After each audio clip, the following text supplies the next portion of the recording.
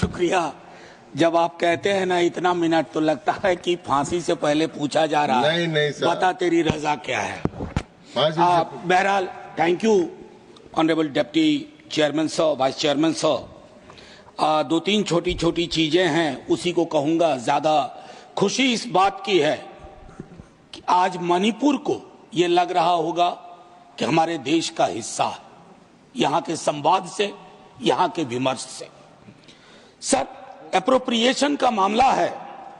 मैं बजट के दौरान अक्सर एक बात कहता रहा हूं कि अपने देश में डायरेक्टिव प्रिंसिपल्स में आर्टिकल 39 सब क्लॉज सी है।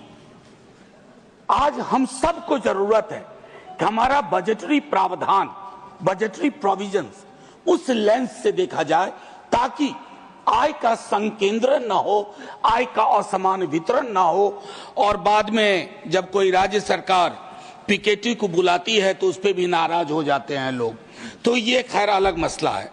सर, मैं दो तीन छोटी छोटी चीजें कहने से पूर्व सबसे पहले तो ये कहूं कि आज जो भी दो चार चीजें कहूंगा वह मणिपुर के अपने भाइयों बहनों, उनके मृतकों, विस्थापित लोगों को समर्पित है।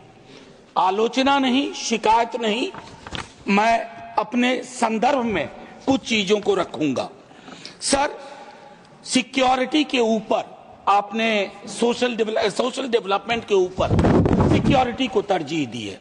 मैं सिक्योरिटी फिनोमेना को नजरअंदाज नहीं करना चाहता, लेकिन तह में अगर जाएं आप, ये मई 23 में क्यों शुरू हुआ?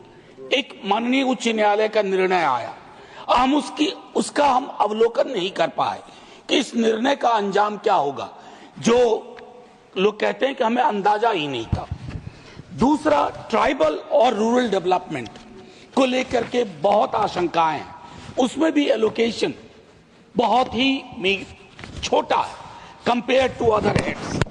डिजास्टर प्रोन स्टेट है सर, हमारी सुलता जी कह रही थी स्ट्रेटेजिक इंपॉर्टेंस का स्टेट है, लेकिन डिजास्टर प्रोन भी है। वहां पर आपने 50 करोड़ रुपए मात्र एलोकेट किए हैं। ये it doesn't speak very good about us. और ट्रांसपेरेंसी, अकाउंटेबिलिटी पर कई चीजें मैं बाद में आऊंगा। एक आध मिनट अगर ज्यादा समय लूं, सर एक कोट करना चाहता हूं। जमीना बॉमन, जिगमंड बॉमन की पार्टनर थी, होलोकॉस्ट सर्वाइवर थी। उन्होंने एक लाइन लिखी विंटर इन द मॉर्निंग में, the cruellest thing about cruelty is that it dehumanises its victims before it destroys them, and thus the hardest of the struggle is to remain human in inhuman condition. इसका तर्जुमा अगर अपने हिसाब से करूं, क्रूरता के साथ सबसे क्रूर चीज यह है कि अपने विक्टिम को खत्म करने के पूर्व उनकी मानवीय मूल्यों को विलग कर देती है। अतः इस तरह के माहौल में मानवीय संवेदना को बचा कर रखना सबसे महत्वपूर्ण है।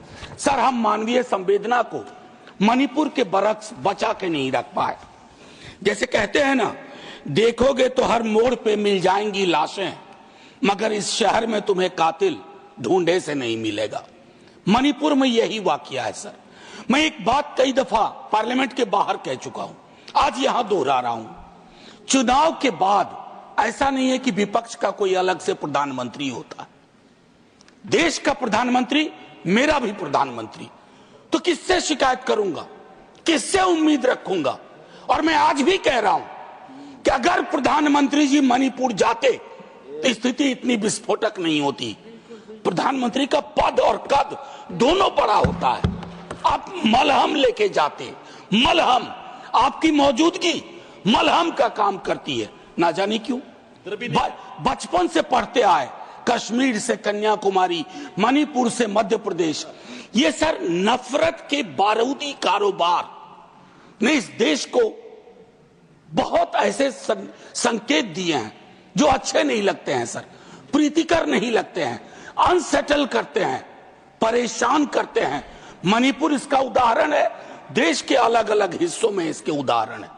मेरा सिर्फ इतना कहना है सर, आज तक कोई मुल्क तरक्की की राह नहीं चल पाया अगर उसकी समुदाय के लोग, अलग अलग समुदाय बारूदी नफरत के कारोबार में लगे रहे। ये सीखना होगा सर। सर, लोगों का भरोसा मणिपुर में संस्थाओं से बिल्कुल उठ सा गया है। ये मैंने अपनी आंखों से देखा है सर।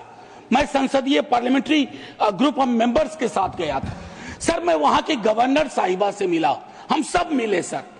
उनके अंदर जो भाव था, जो पीड़ा थी, वो पीड़ा मैंने दिल्ली दरबार में नहीं देखी सर। दिल्ली दरबार में उस पीड़ा का शतांश भी होता तो आज 2 वर्ष तक मणिपुर को इंतजार न करना पड़ता इस बहस के लिए, इस बातचीत के लिए। शायद आज उन्हें लग रहा हो, एक संदेश गया हो कि वो भी इस देश के हिस्सा है, क्योंकि काफी डिलेड रिस्पांस रहा हमारी ओर से। एक पीस पैनल बना माननीय उपसभापति महोदय, बनने के काल से ही, निर्माण काल से ही वो कंट्रोवर्शियल रहा। उसके कंपोजिशन को लेकर के, उसमें जो अलग अलग सदस्य थे और उसमें जो भावनाएं थी लोगों की, लोगों ने कहा कि इस पैनल को, और वो पैनल एक भी दिन काम नहीं कर पाया।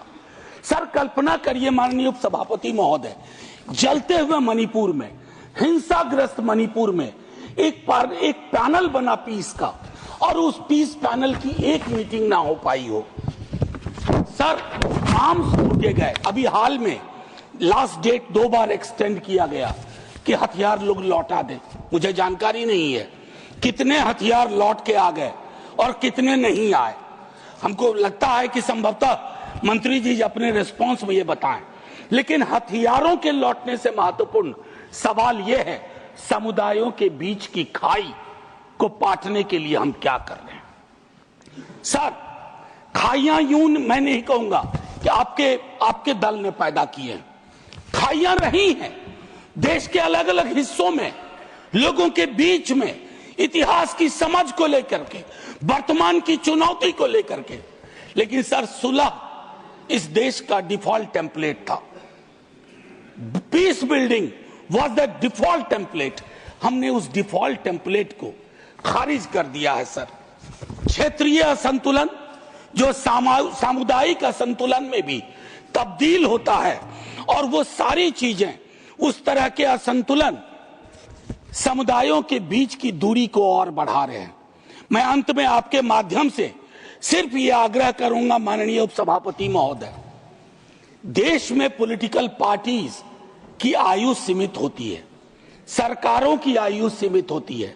आज आपको एहसास हो रहा होगा आप अगला भी जीतेंगे, लेकिन उस अगले का कोई अगला होगा, उस अगले के अगले का कोई अगला होगा। वहां जीत की गाड़ी रुकती है, इनकी रुक गई। मैं सिर्फ इतना कहूंगा कि देश का मिजाज, अगर देश में अलग अलग हिस्सों में मणिपुर जैसे हालात रहेंगे सर, तो हम $5 ट्रिलियन की इकोनॉमी किसके लिए बना रहे हैं? क्यों कोशिश कर रहे हैं $5 ट्रिलियन की इकोनॉमी? सिर्फ मेरा एक आग्रह और होगा कि मणिपुर को लेकर के अभी भी वक्त नहीं बीता है, ऑल पार्टी डेलीगेशन एक जाए अलग अलग इलाकों में, कुकी समुदाय हो, मैती समुदाय हो, उन्हें वहीं रहना है, मिलके रहना है।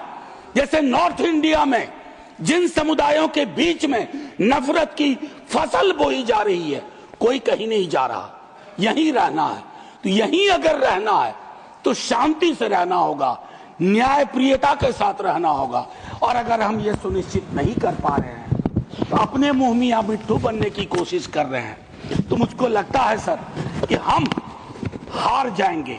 हमारा हारना छोड़ दीजिए सर, देश हार जाएगा, और जब देश हार जाएगा तो हमारे हाथ में कुछ भी हासिल नहीं होगा।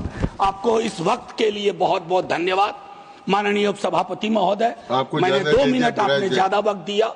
मैं जय हिंद बोल के खत्म करना चाहता हूं, लेकिन उससे पूर्व 30 सेकंड सर, मणिपुर की इस चर्चा के लिए सारे सदस्यों का धन्यवाद। लेकिन हमारी भूमिका यही खत्म नहीं होती है। मणिपुर को यह संदेश देना होगा, you belong to us, we are nothing without you.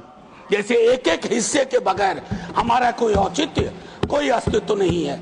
यह मैं समर्पित करता हूं मणिपुर के सभी समुदाय के लोगों को। जय हिंद सर। धन्यवाद। हाँ बोल। Set on record